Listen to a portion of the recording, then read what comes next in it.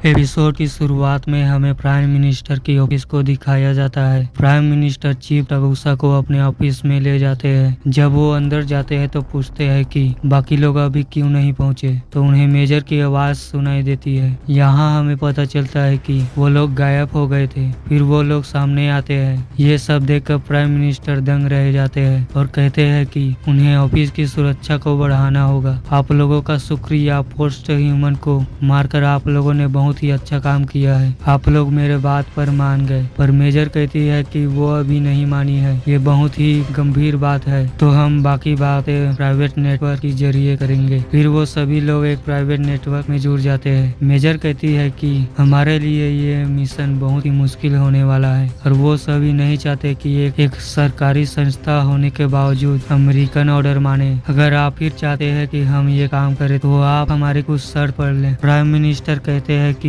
ये तो बहुत भी बड़ी शर्त है, इसे करना ही बहुत बड़ी मुश्किल होगी, इसे करना बहुत ही मुश्किल होगा। तो मेजर कहती है कि अगर आप हमारी शर्त नहीं मानते हैं तो हम जैसे आए थे वैसे ही चले जाएंगे।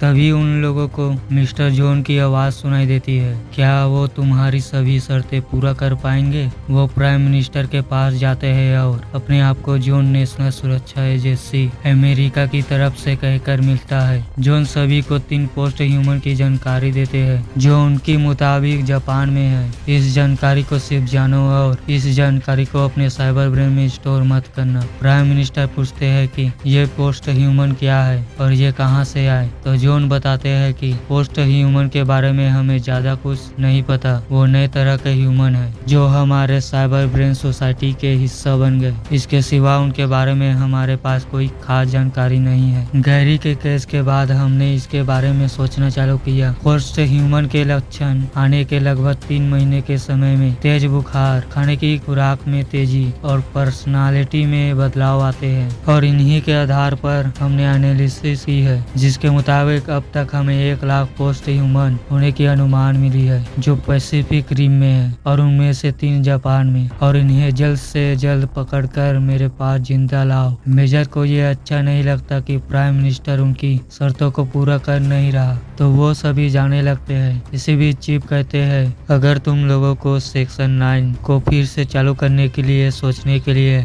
टाइम चाहिए तो तुम लोग ले सकते हो, आखिरी जो मर्जी होगी तुम्हारी होगी। फिर सभी लोग निकल जाते हैं। बाहर जाते ही वो नीले रोबोट बाकी लोगों को बताता है कि मिस ईजा भी उनके साथ है। अगले सीन में टेरेस में मेजर टगुसा से कहती है कि जरूर प्राइम मिनिस्टर के यहाँ कोई जासूस है जो ने हमारी प्राइवेट नेटवर्क को हैक कर सभी बातों को सुना है, जाकर पता लगाओ। टगुसा प्राइम मिनिस्टर के ऑफिस जाता है, गायब होकर और रोबोटिक कीड़े की मदद से चेक करता है तो उसे टेबल में एक रोबोटिक मकड़ी मिलती है जो कि किसी भी नेटवर्क से जुड़ जाती है। टगुसा जाकर एक बार में बैठा होता है। अगले सीन में तभी 2 लोग आते हैं और उसे साथ ले जाते हैं। कार की मदद से वो लोग बंदरगाह में उसे ले जाते हैं और टगुसा को मारने की कोशिश करते हैं। टगुसा उनसे बचते हुए ऊपर की ओर जाता है। वहाँ वो दोनों टगुसा को घेर लेते हैं और उस पर गोली चला देते हैं, जिससे उसकी वहीं पर ही मौत हो जाती है और ये लोग उसे नीचे पानी में फेंक देते हैं।